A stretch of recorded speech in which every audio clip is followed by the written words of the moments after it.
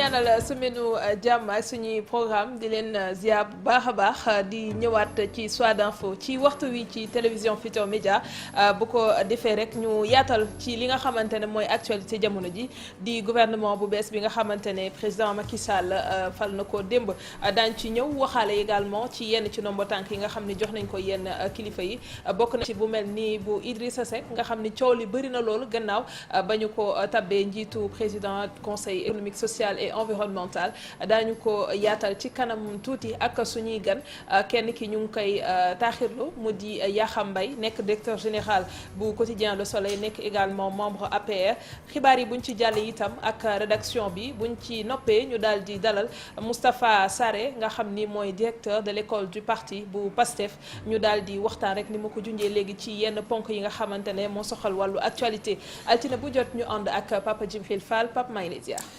maa ngi lay delloo ziar Aram kontaan trop ci retrouver la ci plateau Soir d'info di nuyu sénégalais ñi seetaan yëpp si biir réew mi ak si bitim réew di ñaan yàlla sunu borom ñi nekk si hôpital yi sunu borom defal leen tawféex. ñi nga xamante ni tamit gis nga ko ci week-end bi week-end très macabre. ñi nga xam ñoo ñàkk seen bakkan ci tali bi. ñaan sunu borom muy yërëm leen ak ñi nga xamante ni tamit mooy gone yooyu nga xamante ni ñu bëggee Sénégal. ci biir géej gi sunu borom moom seen bakkan ñu ñaan sunu borom moom musal leen te ñuy gën a ñaax autorités yi ñu gën a jël en charge problématique yooyu ba ñooñu am espoir ak opportunité toog ci réew mi. président wowul.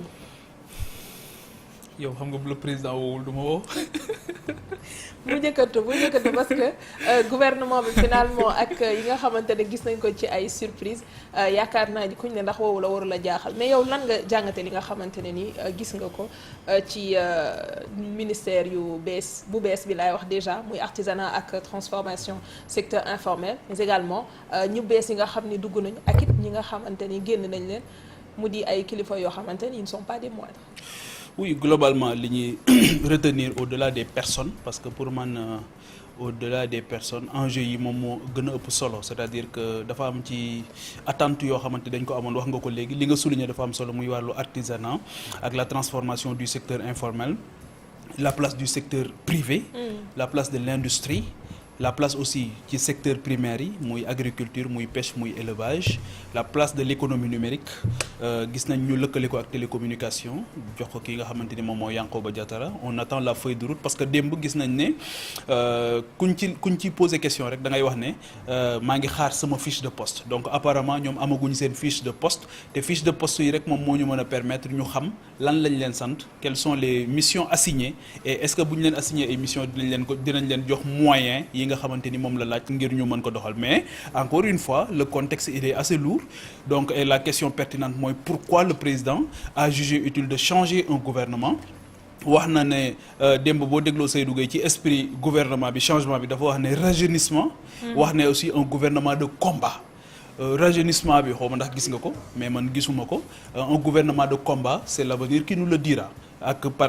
ñoom ñi nga xamante ni tamit parce que un gouvernement aussi day ñëw pour appliquer li nga xamante ni moom mooy la vision du chef de l'État donc on attend une vision on attend la direction par rapport ak li nga xamante ni moom mooy le contexte mooy de relance économique déjà évaluer suñu résilience bi pour ensuite se projeter sur une relance boo xamante ni tey nous sommes très attendus parce que wax nañ ne ñaari at yi ñu jëm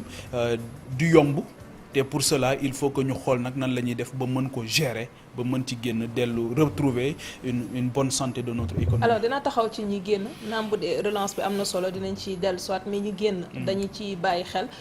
te ñooñu ku ci nekk prêté nañ la ay ambition nekk président moo xam Amadou Ba coow li mu indi ci APR ak xëccoo gi sax li amoon ci biir APR bëri na. Aminata Touré également Mouhamadou Makhtar Cissé Aly Ngouille Ndiaye Oumar Youm donc mën nañu wax ne ñooñu ñëpp ñu jege woon président lañu mais malgré tey ci contexte bi ñu toll ak relance bi teewul teggi na leen ba ci Mahammed Boun Abdallah Dionne.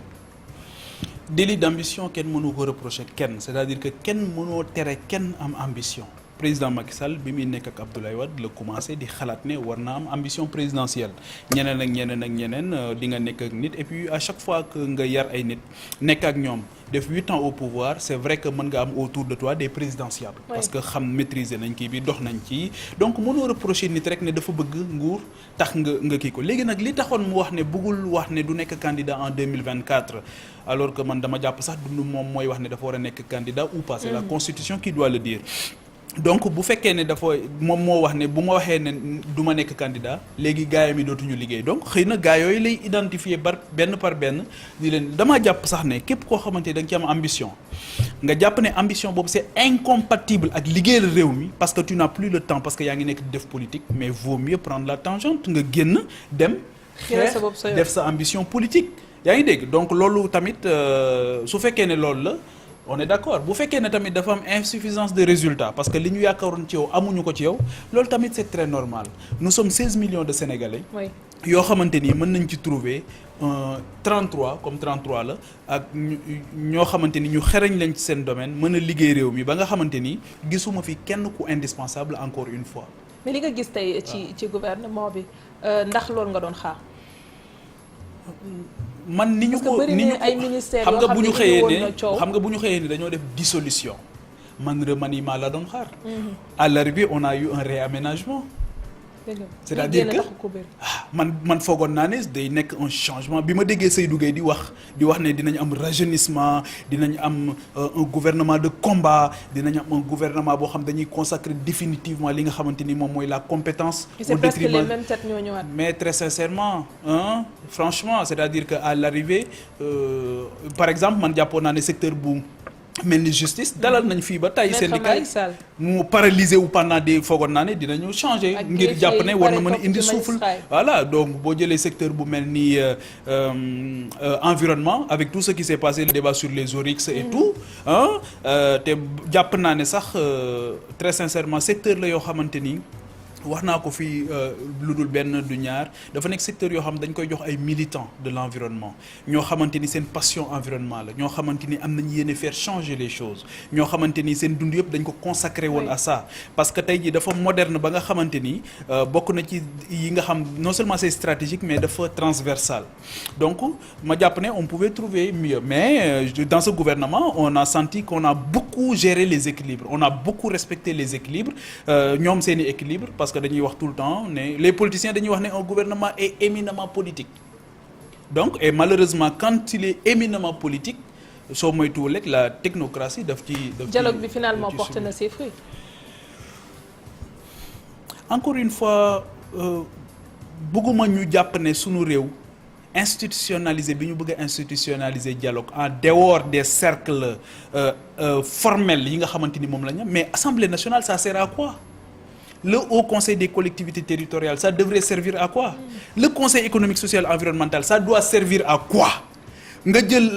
l'association des maires du Sénégal ça c'est-à-dire que foofu. il faudrait que yenn institutions yi déjà seen liggéey mu leer ci xelu askan. foofu la ñu war a xaar le dialogue foofu la ñu war a xaar le dialogue maintenant quand tu sors d'une élection boo xamante nit ñi dañu voté xëy liggéey yi. amul insurrection amul dara. amuñu guerre civile amuñu dara alhamdulillahi rabbil alamin nga bëgg a gëmloo nit ñi ne forcément il faut que nga dialoguer ak ñoo xamante ni dañu yor seen association privée muy les partis politiques yoo xamante ni yow dañ la jox ne la dérouler doxalal donc tu ne te dois pas sentir obligé ne da ngay dem pour jëli ñoo xamante ni xëy na nguur gi askan bi joxu leen confiance askan bi dana leen yéen wóoluwuma leen yow la ñu wóolu doxalal nga définir la politique de la nation mën nga dem nag mais li may bañ daal mën nga dem ci ñooñu jëli ci ay borom xam-xam indi mais li ma bañ mooy ay logique de partage du pouvoir parce que il a suffisamment de gens avec qui il a gagné mooy la coalition Macky 2012 la coalition Benno Bokk Yaakaar mais il a suffisamment de partenaires bokk naa ci ñi nga xamante ni aussi dañu xalaat ne suñu réew on a beaucoup plus de besoin de proposants que d'opposants gëw ma ne suñu réew yi nga xam dañ koy tabax mën nañu nekk dans une opposition farouche systématique nihiliste comme ni nga xamante ni noonu lañ koy defee dama jàpp ne war nañu war a gën a mën a liggéey ba nga xamante ni kenn koo xamante ni nekk na au pouvoir dina mën a dem jëli compétence fu mu mën di nekk te ñooñu it dinañ am benn force de proposition boo xamante ni dinañ ko indi ngir mbir yi gën a baax bàyyi ñi nga xamante ni dañuy ñaan que le déluge que ça soit le déluge que ki fi nekk lépp dara du baax non war nañu mën a nekk dans une opposition constructive objective dimbali ki fi nekk mais soxlawul du pour ma dimbali ko foog ma nekk ci biir mën nga nekk ci biti di ko jox say xalaat mën nga nekk ci biti di xool nan la ñuy organiser le jeu démocratique parce que le jeu démocratique doit être organisé tey jii qui va demander au ministre de l'Intérieur de mieux revoir le fichier électoral. Est-ce que Idrissa Seck fi mu nekk tey dafay continuer am les mêmes exigences avec mais da nga wax le léegi gouvernement mën nga nekk opposition waaye teewul mën nga jàpp tamit ci Oui, liggéey bi oui, nga xamante oui, ni oui. mais yaa ngi koy conforter également instant bi ci position bu nekk ndax bañ ko déggee naam bu dee dégg-dégg bi naqadi woon na trop mu dugg ci nopp yi loolu la joxe comme argument te ku mel ni Idrissa Seck nit ñi mun ñu gëm ne bon en poste comme conseil économique social environnemental loolu rek ka tax a jóg. xam nga Idrissa dafa bokkoon ci ne bon on attend peut-être que est-ce que il pourra faire mieux que Aminata Touré est-ce que dina mën a def mieux que Aminata Touré kenn du négocier kenn du discuter ci compétence am kenn du discuter ci xereñam kenn du discuter aussi ci mën liggéeyam parce que liggéey na feneen wane na njàmbaarteem wane na xam-xamam donc est-ce que xam-xam rek moo tax ñu jëlee ko fa néew xam-xam wala ndax dañ ko fa jëlee pour des raisons politiciennes mais ak lu mën di am est-ce que Idrissa dina partager ak sénégalais yi sa lettre de mission lan lañ koy sant au niveau du conseil économique social environnemental boo xamante ni pendant longtemps ci biir mbas mi les gens ont demandé même sa dissolution parce que dañu jàpp ne amul benn njëriñ est-ce que c'était une proposition populiste ou pas Idrissa lui-même demandait dans son programme IDI 2019 de supprimer le haut conseil des collectivités locales et le conseil économique social environnemental parce que jàpp na ne c'est des institutions budgétivores day jël xaalis bu bari te amul jeexital ci li nga xamante ni moom mooy kii maintenant am na beneen aspect boo xamante ni aussi c'est important mooy Sénégal Afrique il faut que ñu bàyyi ne ku nekk premier ministre mënatoo am beneen poste bu dul président de la République. Idrissa tey waroon na mën a nangu bu fekkee ne liggéeyal Sénégal rek moo ko ñor mais nekk ministre. non mais wax na moom yi mu bëggoon wala mu nekk wax na yi mu bëggoon wax na nekk député wax na nekk conseiller municipal. Thiès mais bien entendu wax également nekk président mais seetlu woon na ñi fi nekkoon ministre wala premier ministre ñu ci bëri sax bu ñu leen falee député du ñu amal njëriñ askan bi parce que duñu dem assemblée nationale on a vu le cas de Pape Diop oui et d'autres personnes yi ñu ne moom instant bi sax moom ak Decroix ñu ngi palais instant bi président moo leen convoqué lan lañ fay jëlee on ne sait pas trop mais xibaar bu ñu jot mais quoi qu'il en soit au-delà des personnes Aram li nit ñi di xaar mooy ban réponse la ñuy indi ci xale yi nga xamante ni ñoo ngi jël gaal yi di dem ci géej gi di dee ci ndox mi réponse bi ñuy xaar mooy réponse ban la ñuy xaar ci chômage bi nga xamante ni gis nga fan yi yëpp yaa ngi invité ay nit yoo xamante ni ñoo ngi ñëw di discuter ci taux chômage bi nga xamante ni jarul ñuy xaar baromètre organisation internationale du travail kenn ku ci nekk li la wër yëpp ay chômeurs la yaa ngi dégg donc c'est ça la réalité aussi par rapport au li nga xamante ni moom mooy nekk ci terrain bi donc je pense que ne loolu mooy les grands chantiers léegi ce qu'on attend du gouvernement c'est la feuille de route c'est les axes prioritaires est-ce que dañuy maintenir le PAP 2